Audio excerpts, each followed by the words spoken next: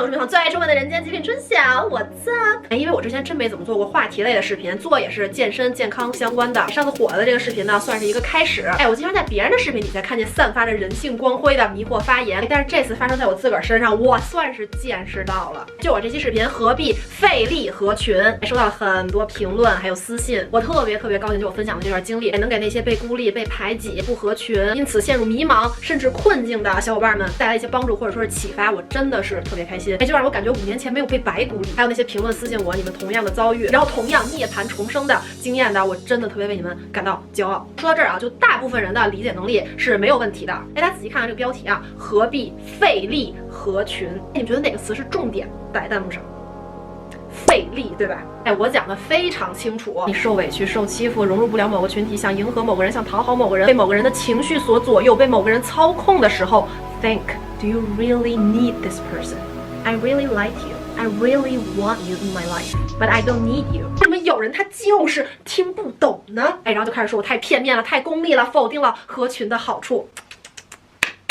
大概坐您旁边烤羊串都能烧出仨舍例子来。接下来的视频内容呢，都是针对一条评论有感而发进行辩论啊！别问就是水视频。你为什么要变强变厉害？就是为了把有些人踩在脚下吗？好，那我来问你一个问题啊：我国斥巨资发展军备力量，不遗余力的把军事实力发展到世界顶尖，是为了去侵略别的国家吗？是为了把别的国家踩在脚下吗？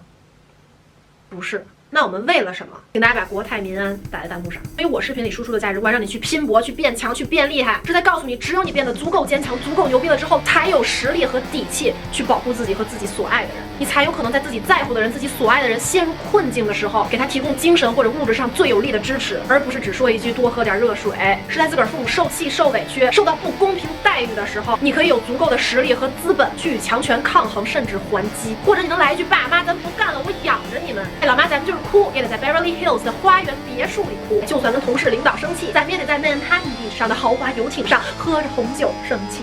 这个难道不是你变强变厉害的冲动吗？根据这一句，咱们再来说说爱情。你不嫁给一个有用的丈夫，难道你要嫁给一个没用的丈夫吗？反过来也一样，只有双赢模式才是长期相互合作关系中唯一可行的合作模式。对方能长久的停留在你的生命里，一定是他给你了某种精神上或者说物质上的不可替代的支持。爱情婚姻是最典型的长期合作关系。如果你的丈夫给不了你精神支持，也给不了你物质支持，你得养着他不说，结了婚以后你还得丧偶式带娃，真就跟瓜田里的茶一样，整天上蹿下跳，但是屁用没有。这样的爱情给你，你要吗？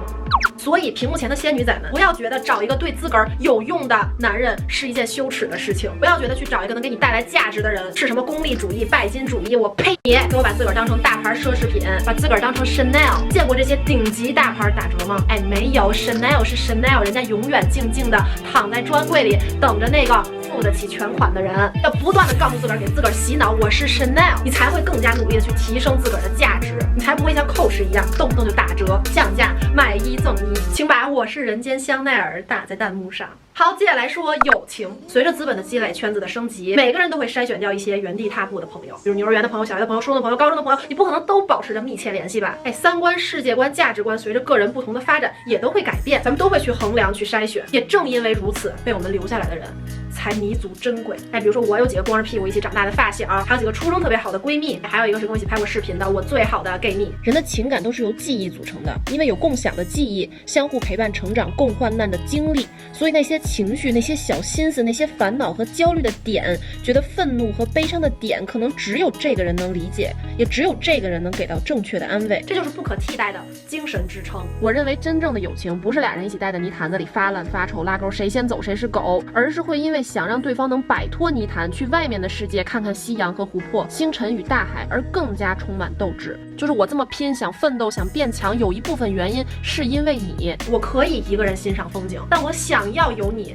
跟我一起说笑同行。我可以是他们坚强的后盾，有力的靠山，无论是精神上的还是物质上的。他们跟男朋友吵架了也好，单位里受了委屈也好，我不会就递张纸拍拍他，说擦擦眼泪，明天太阳照常升起。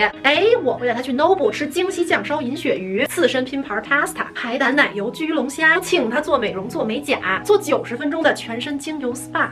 再拍拍他说别难过啦。所以说，但凡是我想要他们留在我生命里的朋友，我都是会想去用心宠着的。不知道大家有没有这种感受啊？就是你真的很在乎某个人的时候，无论是你看到什么小玩意儿也好，看到什么好吃的也好，或者看到什么好笑的事情也好，就是一切快乐都想分享给他。就好像如果他错过了这份快乐，你的快乐好像就不那么快乐了。那我想再说一点关于功利主义，很多人都不知道什么是功利主义，就凭字面意思上去理解功利主义。咱们来看一下什么是功利主义。我那期视频的结尾说的非常清楚，举头三尺有神明，众生所有的善行恶行都遵循因果循环，因为这个世界能量是守恒的，只要你善良，真的没有什么好怕的。输出的价值观一直都是你可以搞钱搞事业搞什么都行，但是要建立在不伤害别人的基础之上，这也是我从小爸妈就给我灌输的观念，挂在我们家墙上的天道酬善。那这个世界上的所有事情都不是非黑即白的，都有它的两面性。当然要去辩证的思考，但是理性一点，有时候要去承认自己的偏见和无知。那你怎么进步？也不要学个新词儿就乱用，为了标新立异而标新立异，或者说为了展现你人性的光辉，就用狭隘的恶意去揣测别人。你一直生活在光明之下，不代表别人没有经历过黑暗；你没有经历过社会的毒打，不代表别人没有遭受过苦难。但是说到底，众生皆苦，坐在那儿等着被佛祖超度，可以是你的选择。但是我想传递的是如何自度，如何在不见天日的黑暗中杀出一条见光的血路。好了，这期春史叨逼叨就到这儿了，别忘了一键3连，爱你们 ，peace。